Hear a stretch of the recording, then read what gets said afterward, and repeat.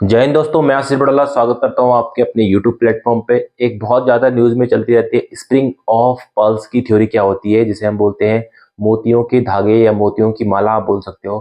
तो इस थ्योरी को किसने प्रोपोगेट किया है, किसने बनाया है और किससे रिलेटेड है पूरी की पूरी थ्योरी है, इसके बारे में हम आपको देखते हैं।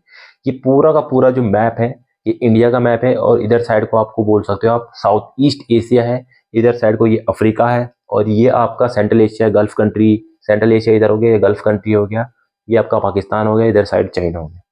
तो जो ये स्प्रिंग ऑफ पल्स की थ्योरी है, मोतियों की माला वाली जो थ्योरी है, ये थ्योरी जो है चाइना ने इंडिया को काउंटर करने के लिए, जो इंडिया का इन्फ्लुएंस बढ़ता जा रहा है दिन प्रतिदिन, उसको काउंटर करने के लिए, उसको कम करने के लिए चाइना ने एक थ्योरी बनाई है। और अपनी सिक्योरिटी को देखते हुए चाइना ने, और इंडिया की सिक्योरिटी थ्रेट को देखते हुए इन्होंने, चाइना ने एक पॉलिसी बनाया है जिसको बोलते हैं स्प्रिंग ऑफ पल्स की थ्योरी। अब ये थ्योरी काम कैसे करती है, तो चाइना ने सिंपली करा, उसने इंडिया की लोकेशन देखी। इंडिया की लोकेशन ये है, अगर कल को इंडिया और चाइना के बीच में अगर वार होती है और चाइना को एडवांटेज लेना है इंडिया के अगेंस्ट में, तो इंडिया को घेर दो पहले से ही, और इसके जितने भी बगल में पड़ोसी कंट्री है, जितनी भी पड़ोस की कंट्री है, उन सब में अपना मिलिट्री बेस बना दो, उन्हें डेट ट्रैप में फंसा दो, उन्हें कर्जा दे दो, उन्हें अपने इन्फ्लुएंस में ले लो।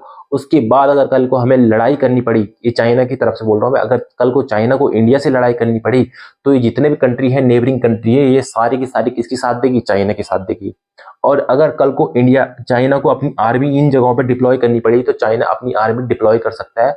उसके लिए चाइना ने अपना बेस इन सभी जगहों पे बना रखा है। तो अब कहाँ कहाँ पे है स्प्रिंग ऑफ पल्स की थ्योरी, तो माला जो है ये आपको दिख रहा है, ये चाइना है और ये ताइवान है।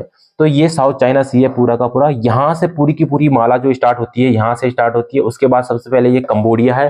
कंबोडिया में भी चाइना ने अपना बेस बना रखा है, मिलिट्री बेस तो नहीं है लेकिन वैसा बेस है, लेकिन उससे कभी भी मिलिट्री में चाइना कन्वर्ट कर सकता है। तो यहाँ पे कंबोडिया हो गया। उसके बाद अगर आप ऊपर जाओगे तो ये म्यांमार हो गया, जहाँ पे चाइना ने अपना मिलिट्री बेस बना रखा है।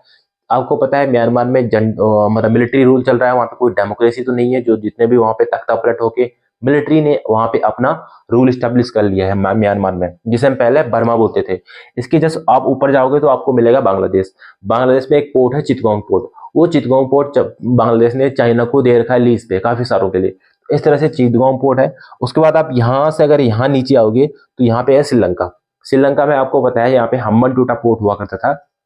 ये हम्बन टोटा पोर्ट चाइना ने पहले इन्हें कर्ज देके डेवलप किया, सब कुछ किया। उसके बाद जब श्रीलंका वाले अपना कर्ज चाइना को नहीं दे पाए, तो उन्होंने क्या कर दिया, चाइना ने बोला इस हमें ही भेज दो।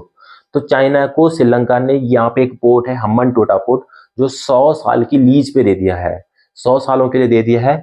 और इसके लिए पूरा का पूरा यहाँ पे चाइना की आर्मी कुछ भी कर सकती है, चाइना कुछ भी कर सकती है, मतलब ये चाइना की जमीन होगी अगले 100 सालों के लिए। और 100 सालों के लिए होगी, यहाँ पे चाइना ने अपना मिलिट्री बेस बना दिया। तो अब देखो यहाँ पे इंडिया है, यहाँ पे चाइना अपना मिलिट्री बेस, बांग्लादेश में, म्यांमार में और इस जगह पे भी। ठीक हो गया। दूसरा यहाँ पे मालदीव आया। मालदीव के बारे में आपको डे बाई डे न्यूज में चलती रहती है। मालदीव के प्रेसिडेंट चाइना की विजिट पे रहते हैं। जो वहाँ के करंट प्रेसिडेंट है वो बहुत ज्यादा प्रो चाइनीज है, तो उन्होंने भी यहाँ पे प्रपोजल इस तरह से दिया है। चाइनीज आर्मी भी यहाँ पे है, चाइना वाले भी यहाँ पे बेस बना रखा है। तो यहाँ पे भी वो बेस बनाने के मूड में है और कभी भी यहाँ पे मिलिट्री फुल फ्लेज जो उनका बेस है वो बन सकता है। और जो चाइना इस तरह से एग्रीमेंट मालदीव के साथ हो सकता है कर भी चुका हो सीक्रेट तरीके से, या फिर कर रहा हो।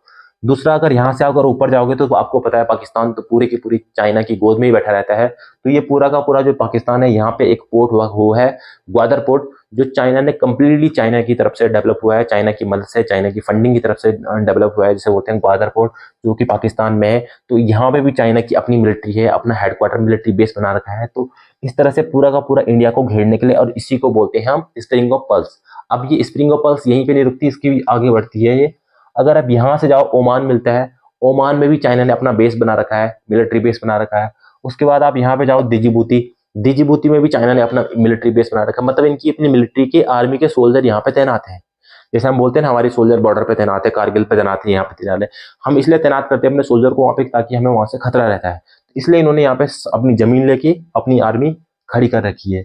और इसके बाद नीचे आओगे, केन्या हो गया, सिसिल हो गया, तंजानिया, यहाँ सभी पे चाइना के मिलिट्री बेस है। तो आप अगर इस चीज को ध्यान से देखो, डॉटेड लाइन को जो है, तो इंडिया इसके बीच में है। अगर कल को इंडिया ने यहाँ से अटैक कर दिया, या इंडिया के ऊपर अटैक कर दिया, इंडिया ने कर दिया, तो इंडिया के लिए बहुत बड़ा सिक्योरिटी थ्रेट हो जाएगा, क्योंकि इंडिया को चारों तरफ से घेर दिया जाएगा। और इसी का फियर है। ऐसा नहीं कि इंडिया इसको काउंटर नहीं कर रहा है, इंडिया भी इसको काउंटर कर रहा है, बहुत जगह कर रहा है। जैसे यहाँ पे पाकिस्तान में चाइना ने ग्वादर पोर्ट बना रखा है, तो इंडिया ने यहाँ पे ईरान में चाबार पोर्ट बना रखा है, जो कि अफगानिस्तान की तरफ, अफगानिस्तान को ट्रेड करने के लिए भी यूज किया जाता है। तो इस तरह से पूरी की पूरी जो है स्प्रिंग ऑफ पर्ल्स की थ्योरी है। और इसको इतना ही नहीं, पाकिस्तान से एक वो भी जाता है रोड के थ्रू, या फिर बोल सकते हो आप इस तरह से, जो हमारा ये वाला रीजन है जो पाक ऑक्यूपाइड कश्मीर है या गिलगित बाल्टिस्तान वाला रीजन है, वहां से चाइना पाकिस्तान इकोनॉमिक कॉरिडोर ही बन रहा है। तो ये भी चाइना की फंडिंग से ही बन रहा है। और इसमें पूरे के पूरे चाइना की तरफ से 50 से 60 बिलियन डॉलर, 60 बिलियन डॉलर की इतनी ज्यादा फंडिंग चाइना की तरफ से करी हुई है, जिससे आप बोल सकते हो कि पूरा का पूरा पाकिस्तान भी चाइना के कर्ज में दब चुका है और चाइना की मदद से ये सब कुछ कर रहा है। तो इस तरह से ये पूरा का पूरा इधर से भी घेरने की कोशिश, इधर से भी घेरने की कोशिश, इस तरह से पूरा का पूरा, इस तरह से पूरी की पूरी चारों तरफ से इंडिया को घेरने के लिए चाइना की ये स्ट्रेटजी है। अब इसको काउंटर कैसे इंडिया भी कर रहा है धीरे धीरे करके। जय हिंद, जय भारत।